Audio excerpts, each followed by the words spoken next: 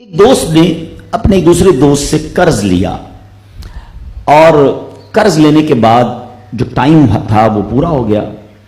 اب پیسے اس نے نہیں لوٹائے. بڑی کوشش کی اس نے کہ بھائی میری رقم واپس دے دیں, اس نے نہیں دیا. اب وہ یہ کیس لے کر عدالت میں چلا گیا اور جج صاحب سے جا کر اس نے کہا کہ اس نے میرے پیسے دینے اور یہ میری رقم نہیں لوٹا رہا. تو جج صاحب نے کہا کہ تمہارے پاس 30 دن ہیں, ودن 30 days تم نے اس کے پیسے واپس لوٹانے ہیں ورنہ پھر تمہارے خلاف فیصلہ ہو جائے گا. تو وہ شخص گھر گیا. اب اس کے پاس پیسے ایکچولی تھے نہیں, 3000 دینار اسے دینے تھے مگر اس کے پاس پیسے تھے نہیں, کاروبار تباہ ہو گیا تھا, مقروض تھا.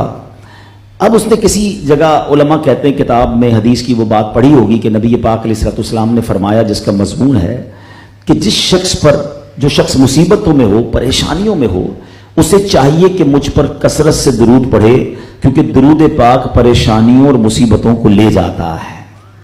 اب اس نے کیا کیا, اس نے صبح سے لے کر شام تک درود پاک پڑھنا شروع کر دیے. 1 دن 2 دن 3 دن 27 دن ہو گئے. تو درود پڑھتا رہا اور انتظار کرتا رہا. پیسے تو تھے نہیں, تیسرے دن عدالت میں پیش ہونا تھا. 27 دن گزر گئے, 28ویں رات آ گئی. خواب میں اس کو کسی نے آواز دی کہ گھبراؤ نہیں, تمہارا قرض ادا ہو جائے گا, تمہارا قرض ادا ہو جائے گا اور تم انشاءاللہ ٹینشن سے ریلیز ہو جاؤ گے. صبح اٹھا تو اس نے کہا یہ پتہ نہیں کس کی آواز تھی, کیا تھا. اگلے دن پھر درود پاک پڑھتا رہا. اب نبی پاک کی خواب میں زیارت ہوئی. آقا علیہ الصلوۃ والسلام تشریف لائے, فرمایا گھبراؤ نہیں, تمہارا قرض ادا ہو جائے گا. تم علی بن عیسیٰ وزیر کے پاس جاؤ اور اس سے کہو وہ تمہارا قرض ادا کر دے گا. اب جب صبح اٹھا تو بہت خوش کہ نبی پاک کی زیارت مجھے ہو گئی. لیکن پھر خیال آیا کہ میں اگر وزیر صاحب کے پاس گیا اور انہوں نے مجھ سے کوئی ایویڈنس مانگ لیا, کوئی پروف مانگا, کہ میں کیسے مان لوں تمہیں نبی پاک نے بھیجا ہے, تو اس بات پر تو میرے پاس کوئی دلیل نہیں ہے. اب 30ویں رات آ گئی, آخری رات ہے, صبح عدالت میں جانا ہے. درود پاک پڑھتے پڑھتے سو گیا. سرور کائنات علیہ الصلوۃ والسلام نے خواب میں پھر کرم فرمایا. فرمایا علی بن عیسیٰ وزیر کے پاس جاؤ, وہ تمہارا قرض ادا کر دے گا. کہ حضور میں چلا تو جاتا مگر اگر وہ مجھ سے کوئی پروف مانگتا, کوئی ایویڈنس مانگتا تو میں کیا جواب دیتا.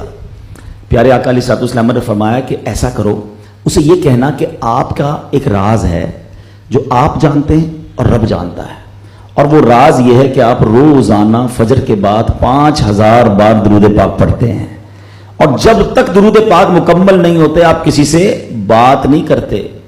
اب جب صبح اٹھا تو بہت مطمئن کہ اب تو دلیل بھی آ گئی ہے. پہنچ گیا صبح علی بن عیسیٰ وزیر کے پاس. اس کا دربار لگا ہوا ہے.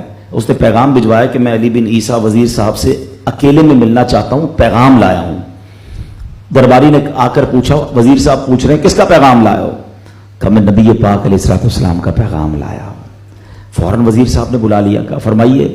کہ مجھے میرے آقا علیہ الصلوۃ والسلام نے کہا ہے کہ آپ میرا قرض ادا کر دیں, میں 3000 دینار کا مقروض ہوں. Today is the last day in the court, آج مجھے کورٹ میں پیش ہونا ہے. اگر آج میں نے اپنا قرض ادا نہ کیا تو مجھے جو ہے وہ سزا ہو سکتی ہے. علی بن عیسیٰ کہتا ہے میں بالکل آپ کا قرض تو ادا کر سکتا ہوں مگر مجھے کیسے پتا چلے, کوئی دلیل ہے, کوئی پروف ہے کہ آپ کو نبی پاک علیہ الصلوۃ والسلام نے بھیجا ہے؟ کہتا ہے ہاں خالی ہاتھ نہیں آیا, آقا نے دلیل بھی عطا فرمائی ہے. اچھا بتائیے کیا دلیل ہے؟ کا دلیل یہ ہے کہ آپ کا ایک راز ہے جو صرف آپ جانتے ہیں اور آپ کا رب جانتا ہے. 5000 ٹائمز ڈیلی آپ درود پاک پڑھتے ہیں فجر کے بعد, اور جب تک یہ درود پورے نہیں ہوتے آپ کسی سے بات نہیں کرتے. آپ ذرا پہلے تھوڑی دیر کے لیے امیجن کریں کہ جو وزیر 5000 بار روز درود پڑھتا ہوگا وہ عاشق رسول کیسا ہوگا. اس کی تو لاٹری نکل آئی نا, وہ تو خوشی سے جھوم اٹھا, کہتا مرحبا یا رسول اللہ, میرے درود پاک قبول ہو گئے, بہت خوش. اب ابھی بیٹھے ہیں آپ, کمرے میں گیا, واپس آیا اور 3000 نہیں 9000 دینار لے کر آیا.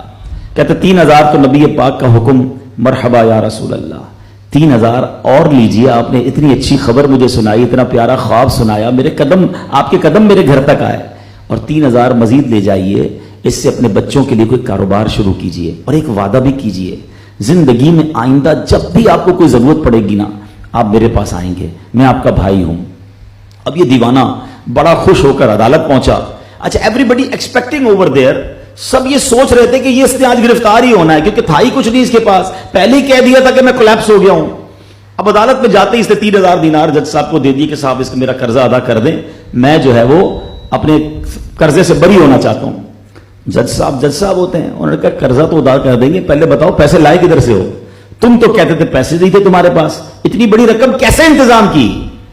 اب بھری عدالت میں گویا اس نے زبان حال سے یہ کہا کہ اتنا دیا سرکار نے مجھ کو، اتنی میری اوقات نہیں، یہ تو کرم ہے ان کا، ورنہ مجھ میں تو ایسی بات نہیں۔ اب اس نے بھری عدالت میں پورا واقعہ سنایا کہ میں نے تو کچھ نہیں کیا، آقا خواب میں تشریف لائے، میں وزیر صاحب کے پاس گیا، انہوں نے یہ پیسے دیے۔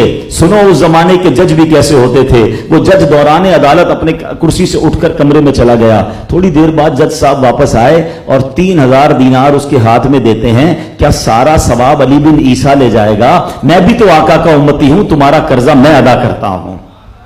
اچھا، اب جس نے کیس کیا تھا، سبحان اللہ، کیا ماحول تھا، کیا انداز تھا، کیا دل تھے، وہ بھی تو دیکھ رہا ہے، کہتا ہے میں بھی تو آقا کا امتی ہوں، رکے ذرا، کاغذ قلم دیجئے، بندے کو میں قرضہ ہی معاف کر دیتا ہوں۔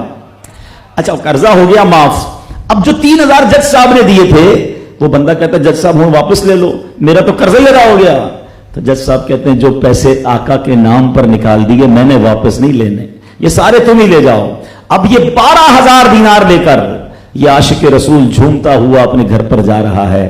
اے میرے پیارے اسلامی بھائیوں، ایک رات پہلے ایک سنگل پینی اس کے پاس نہیں ہے، اور اگلے دن 12000 دینار ہیں۔ درود پاک وہ وظیفہ ہے جو دل سے پڑھا جائے تو سبحان اللہ یہ مصیبتوں کو ٹالنے والا وظیفہ ہے، یہ پریشانیوں کو دور کرنے والا وظیفہ ہے۔ اور یہ میں نہیں کہہ رہا، خود سرور کائنات علیہ الصلوۃ والسلام کی حدیث ہے جس کا مضمون ہے کہ جو پریشانیوں میں ہو، جو مصیبتوں میں ہو، اس کو چاہیے کہ مجھ پر درود پڑھے، کہ درود پریشانیوں کو لے جاتا ہے، مصیبتوں کو لے جاتا ہے۔ ایک شاعر نے کیا خوب لکھا ہے اور واقعی حق لکھا ہے، ہر درد کی دوا ہے صلی علی محمد، ہر درد کی دوا ہے صلی علی محمد، تعویذ ہر بلا ہے صلی علی محمد۔ تو ہمیں چاہیے، خاص طور پہ ربیع الاول کا مہینہ ہے، کثرت سے درود پاک پڑھیں۔ کوئی بیمار بیٹھا ہوگا، کوئی قرض دار بیٹھا ہوگا، میرا کوئی بھائی کسی پرابلم میں ہوگا، یہ وظیفہ آپ کی بہت ساری مشکلیں حل کر دے گا۔ چلتے پھرتے اٹھتے بیٹھتے جتنا ہو سکے درود پاک پڑھتے رہا کریں۔ آئیے مل کر محبت کے ساتھ بآواز بلند درود پاک پڑھ لیں۔ صلو علی الحبیب صلی اللہ تعالی علی محمد صلی اللہ علیہ وسلم۔